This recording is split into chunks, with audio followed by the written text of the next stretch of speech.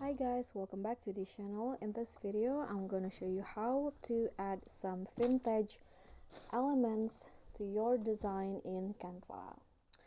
So here I've already opened a design, and to find the vintage elements you just need to go to the elements menu, click on the plus icon and click on the elements.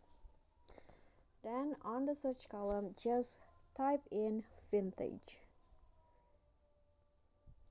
Okay, search for it, and in here I'm going to just go to graphics, click on the see all, and you'll find a bunch of vintage elements that you can use to your design. Just click on the elements, resize, then place it to your design like this.